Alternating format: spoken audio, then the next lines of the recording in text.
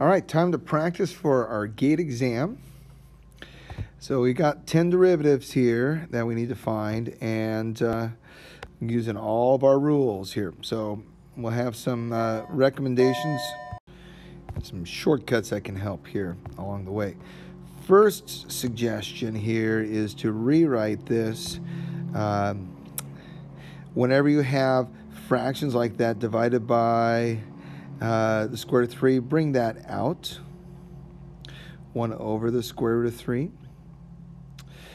And then we have the natural log of the cosecant of x squared. Now, whenever you, another recommendation here, whenever you have the cosecant of x, when you have this squared, it may help, you decide, to rewrite it like this. Because cosecant squared really means cosecant of x squared. And that helps us see that there's another layer here. Now, when you're dealing with natural logs, we have some log properties that are useful, and that is this, that when we have exponents, we can bring those on out in front of the log, okay? And so we can rewrite this one more time as 2 times that, or 2 root 3 times the natural log of the cosecant of x. All right? So, now, let's take our derivative. Now we've cleaned it up. It looks a little simpler. Now the derivative should be a little easier. Y prime.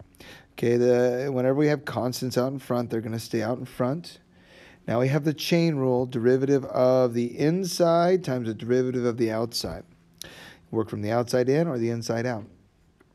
Okay, and that's going to give us a log, fraction that is, sorry, derivative of log.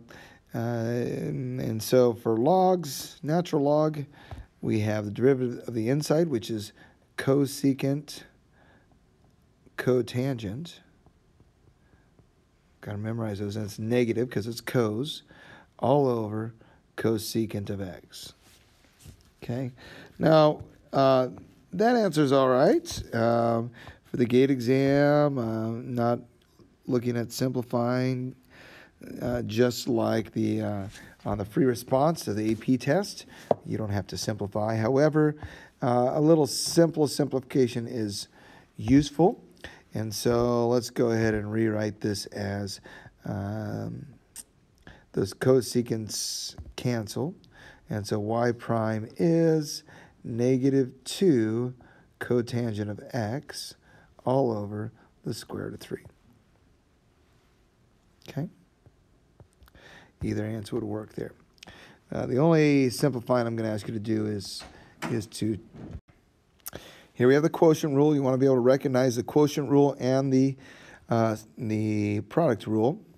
So we're ready just to jump into it. We've got derivative of the top times the bottom minus the top times the derivative of the bottom. Okay, now we've got to remember how to take the derivative of 8x. Well, it's a lot like e to the x, and we know the derivative of e to the x stays the same. So this almost stays the same. We've got to multiply that times a conversion factor of the natural log of 8.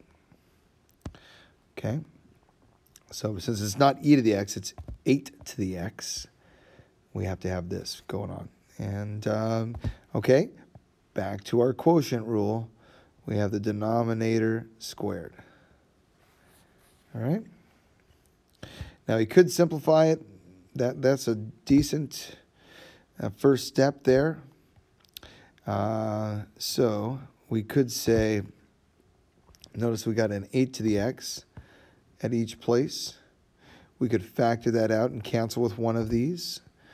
And so we can say y prime is 4x cubed minus, so we're factoring out the 8 to the x and the 8 to x. Okay, and so we have 4x cubed minus natural log, oh, don't forget that, x to the 4th natural log of 8 all over. Now we only got 1 8 to the x because we're dividing out 1 8 to the x. Okay.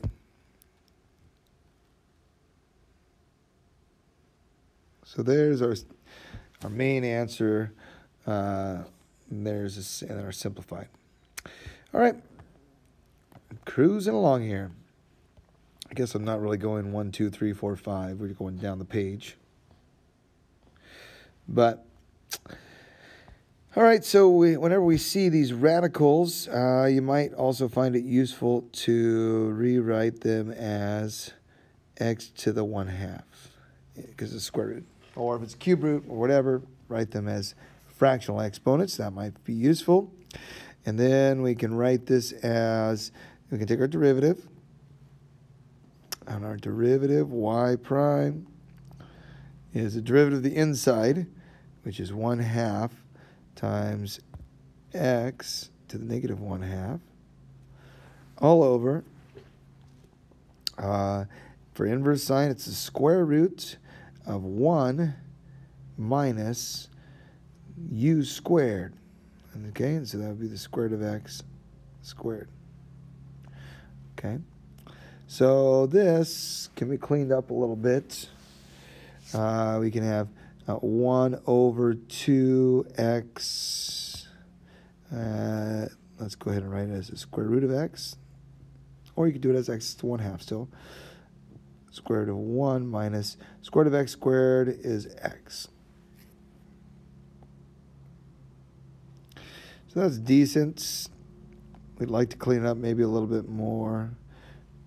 Oops. And we can say that this is, or if we put that 2 root x downstairs, 2 root x times the square root of 1 minus x. Okay, so number 7, let's keep going. So we have a natural log. We want to try to use our log properties if possible. So this is 4 times the natural log of x to the negative 9th. Again, good idea to rewrite all your denominators as negative exponents if that applies, unless it's some other function. Now, because this is a natural log and we have an exponent inside the natural log, and by inside we mean inside these parentheses, that negative 9 can come out. And so we already have a 4, so 4 times negative 9 is negative 36. And then we just have an x inside. All right? And so now the derivative y prime is going to be negative 36 over x. And then we have plus 2, dropping the 2 down, x to negative 3. Okay? So let's write it this way, 2 over x cubed. So there you have it. All right. Whenever we have addition here, that just means we have 2 problems that we're going to do. All right. So just do these totally separate, and don't try to combine them. All right. And you're going to combine them, I guess, with addition. So here we go. We got y prime is derivative of the top, which is negative sine of x, times the bottom. Just copy the bottom down, minus the top times the derivative of the bottom. Now the derivative of the bottom is going to be a chain rule here. Take the derivative of this part. So that's going to be a 3, derivative of the inside. And the derivative of e to the u is e to the u times du. Well, we just did du. So now we have e to the 3x. It stays the same. Plus 4x cubed. All right, still working on the quotient rule. We have that times the bottom squared.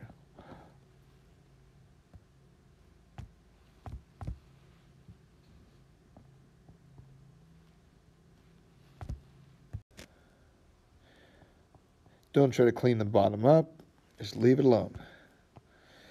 And then we've got the second part. Just treat it separate. Okay.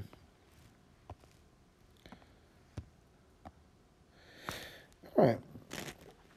And there it is. You can't really clean that up, so we'll just call it good. First step here, let's rewrite this with a negative exponent. Inverse tangent of x at -5.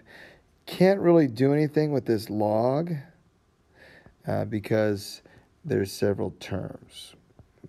So, well, that didn't do a lot for us, but I think it should help us here. So that's still y. We haven't taken the derivative yet. Now, let's get a different color. Y prime equals derivative of the inside, which is -5, x to the -6. Okay. Times derivative of inverse tangent is 1 over 1 minus the inside squared. And the inside squared is 1 over x to the 5th. So it's going to be 1 over x to the 10th. Square of the top is 1, square of the bottom is x to the 10th.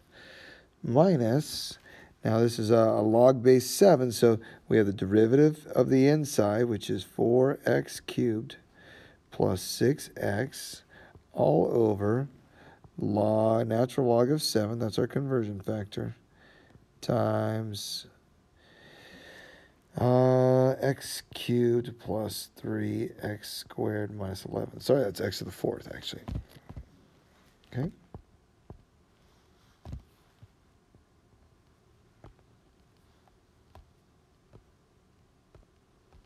All right, few more here. Again, this is in 2 parts. First part, second part. So let's treat them as 2 parts. Don't get too confused there. Don't just keep them separate in your head there. So derivative of the first part. This part is going to be a product rule. So we have derivative of the first times the second plus the first times the derivative of the second. Derivative cotangent is negative cosecant squared. All right, so we did our let's see. We did our product rule. Derivative of the first times the second plus the first times derivative of the second. Then we got the derivative of the tangents here. Now that's going to take some chain rule. So derivative of the inside minus, I'm just copying that down from here. So we got our derivatives, go back. Derivative of the inside is 3 times derivative of tangent of 3x. Derivative of tangent is secant squared. So secant squared of whatever it was, because it's u. All right, so that's about it.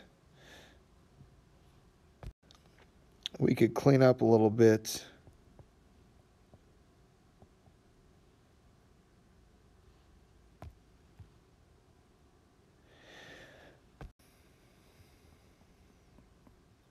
And all we're going to do here really is just move that negative sign. That's about it.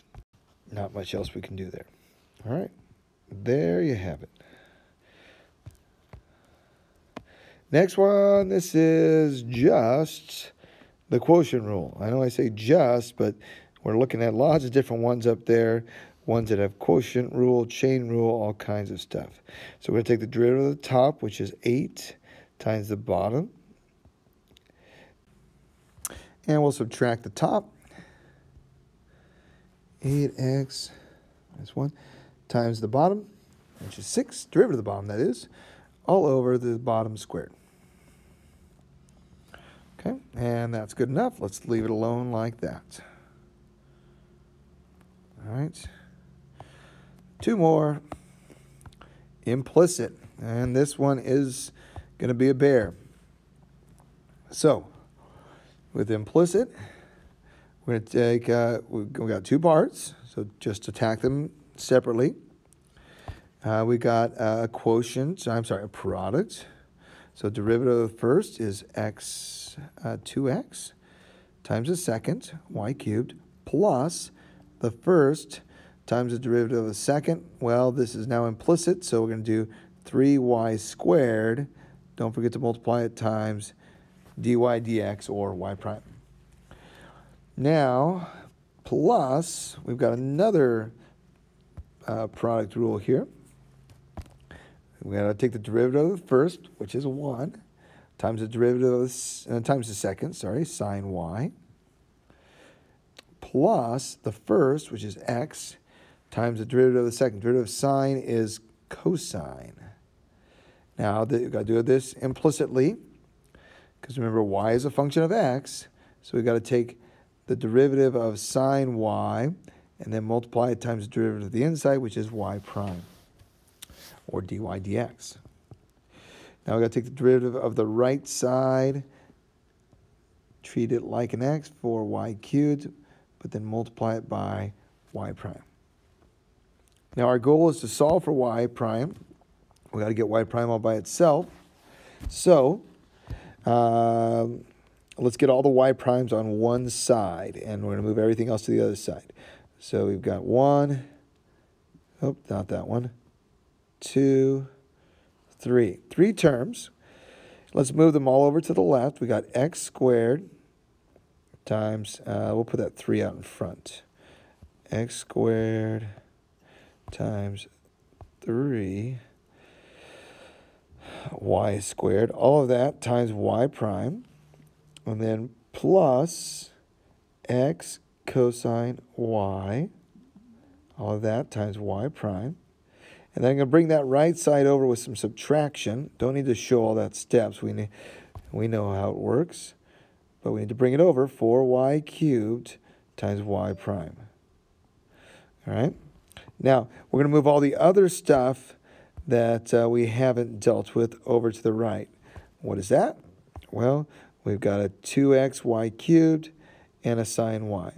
So let's move that over to the right with some subtraction. We'll have minus 2x y cubed and a minus sine y. So it doesn't matter how ugly this is. Just move it all around. Okay, so now we can factor out this y prime. So we're going to have y prime, and we'll have this big old 3x squared y squared plus x cosine y minus 4y cubed.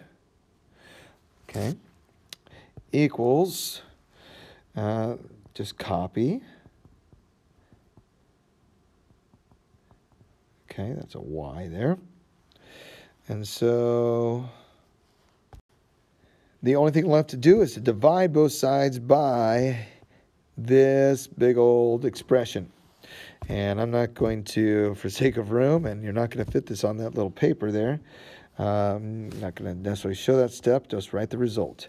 So we have the top is what we have on the right, negative 2xy cubed minus sine y, divided by that whole thing in the parentheses, 3x squared y squared plus x cosine y minus 4y cubed. There you have it. Okay. Number 10. All right. We've got a product rule going on here. So we've got to recognize that product rule.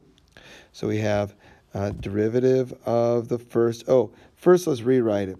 We have 2x times e to the secant of x minus 32x to the negative 1. So got that x on the bottom, rewrite it like this. That'll clean it up a little bit, make it a little easier. Now, ready to go. Whoa, that was interesting. Y prime. Quotient rule, product rule right here. We have derivative of the first is 2 times the second, e to the secant x, plus the first, which is 2x, times the derivative of the second. Now the derivative of e to the u is chain rule here. Got to use a chain rule. Derivative of the inside. What's the derivative of secant? Well, the derivative of secant is secant tangent. That's the derivative of the inside. Now the derivative of the whole, well, the derivative of e to the x is e to the x. So in this case, it's e to the u. So that's going to be the derivative e to the secant of x. Okay. Then all of that, did we get it? Yep, that's our product rule. Now we've got this little bit over here to deal with. This is now just a power rule. So bring down the -1, makes it a positive 32. And then we're going to have x to the -2. So I'm going to just drop that downstairs, x squared. And that's it. No need to really simplify that. There it is. Okay. So there they are. Lots of things going on. Look for the product rule. Look for the quotient rule.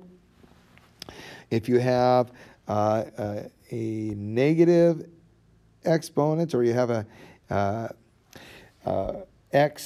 power of x in the denominator, just change it to a negative exponent. That can help. Also, remember, when we just got two things separated by addition or subtraction, we're just going to treat them as two separate problems. Okay. One last thing is, whenever you have logs, those log powers can really make things easy. This problem could have been done a different way here. Let's look at this one more time. We could have done a chain rule, and we could have treated this as x to the -9th, and took the derivative of the inside, which would be -9x to the -8. That would be okay. That would work. But it'll get us, it's a little more challenging. But you may have got an answer that's a little different, that's equivalent. So if you can change your answer into this one, then you got it right. So there's a lot of equivalent answers out there, because there's pretty complex stuff going on. So, all right, keep working out. You're doing great. Don't give up. You're going to get it. So we'll keep practicing these, and it'll come.